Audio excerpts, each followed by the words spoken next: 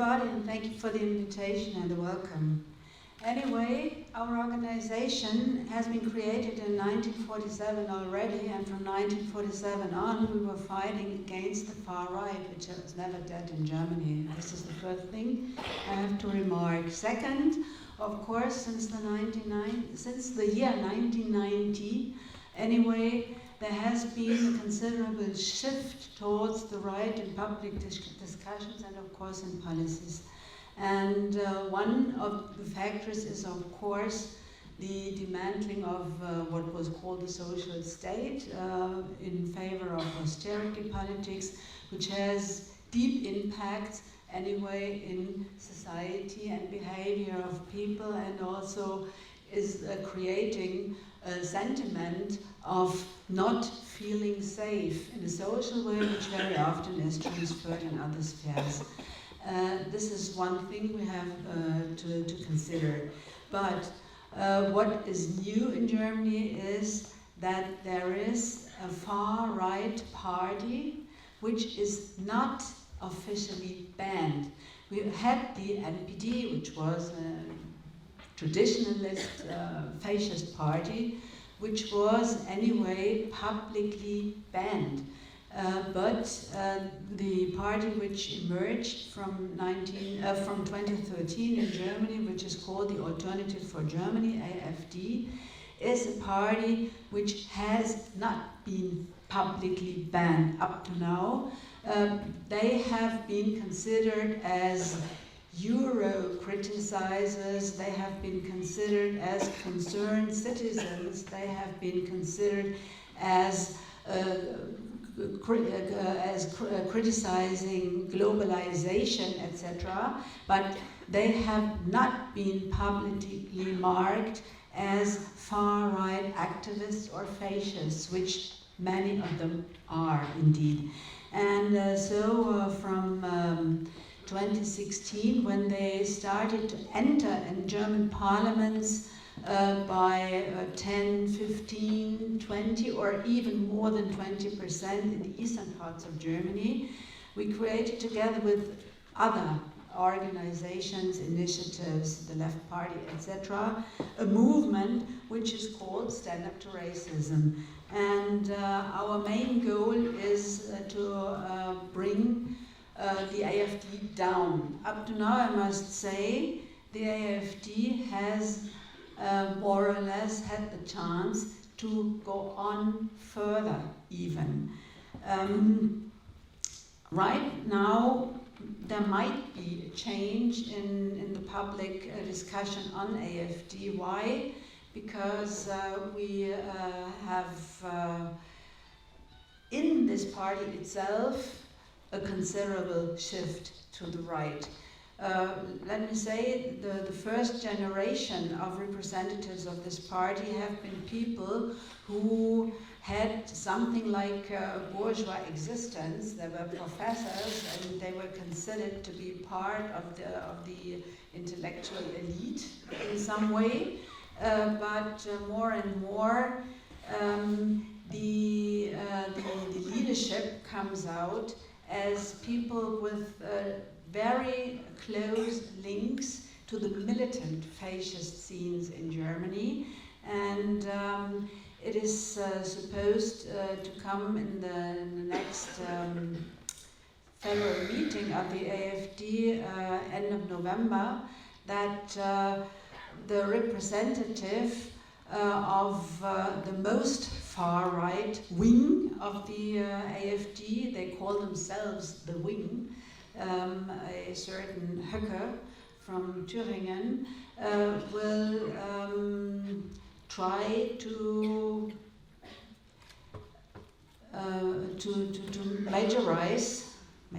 majorisieren?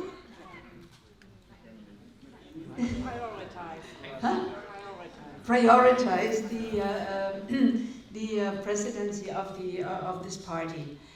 So we had in Germany in July, and just it was already mentioned 2 weeks ago, 2 terrorist attacks which were considered publicly differently from terrorist right-wing attacks we had before, because the first one was the murder of a representative of the German state in the country of Hessen, which was something new, and the second, of course, is the anti-Semitic terrorist attack 2 weeks ago, and both mark a new quality, not in terrorism, because of course this right-wing terrorism has killed more than 200 people from 1990 up to now, and it has never been considered as a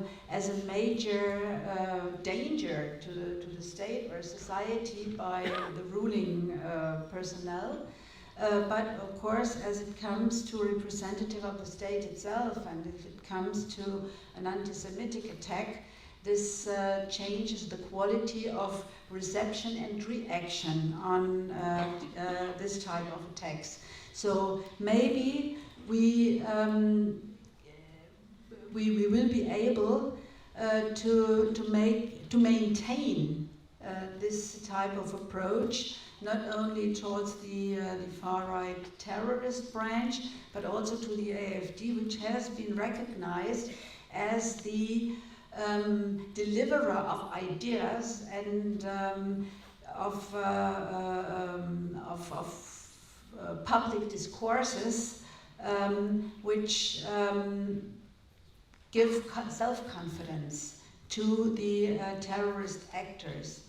And of course, the terrorist actors in Germany, as all over the world, first of all, they are white suprematists, which is something which is very deeply rooted in the Western societies, and they have an ideology of globalist elites in the Western countries who had a concept of changing the population, and they feel like being resistors against this danger. This is, I think, the line which combines them all around the world. How to fight them? One thing is that in our movement, we created for the European elections a newspaper which headed with "Who is voting AfD is voting Nazis." Very clear and very short message, and we distributed 200,000 of these journals whenever the AfD was having public events. Of course, not in 100% of public events of the AfD we were able, but it is our goal to accompany any public event they are making. Public event means a meeting in a room, or it means a table in the street. It means wherever they appear in public, they must be accompanied by protests. And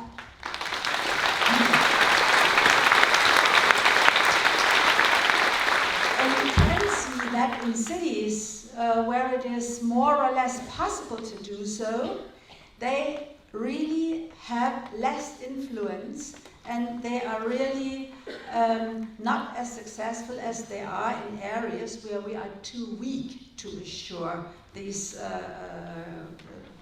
this company.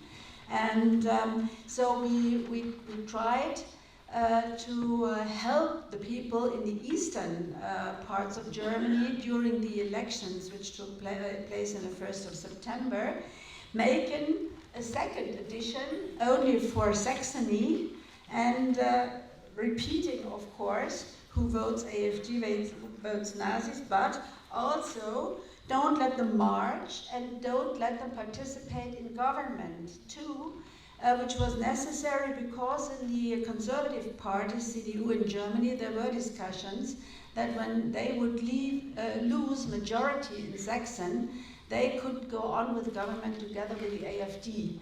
And so we thought it was very, very important to make something like a red line between AfD and the rest of the political establishment, or the political establishment, to avoid anybody to be able to make a coalition with the AfD.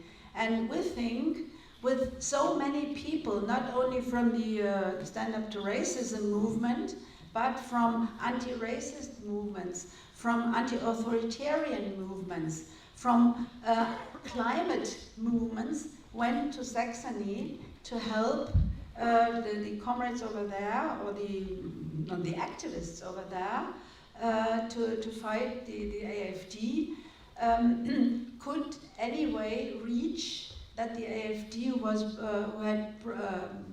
had been prognosed to become the strongest party in Saxony, did not win these elections.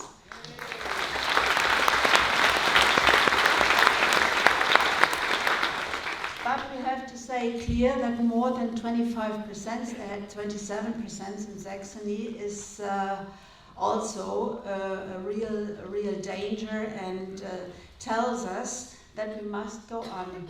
And just the last, very last thing, in the last couple of years, we did not only have a strength and far-right movement with terrorist aspects, but we also had a considerable growth in movements in the streets, movements against new police laws, movements against the G20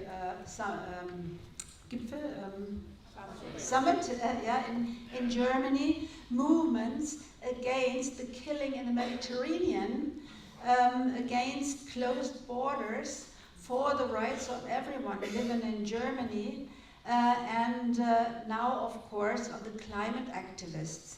And there is also a strong tendency to bring all these movements together, and I hope we will really be successful in bringing all these movements together, because this is the only way to stop the far right. And to develop future perspectives for society which can keep us together in the future. So thank you so much.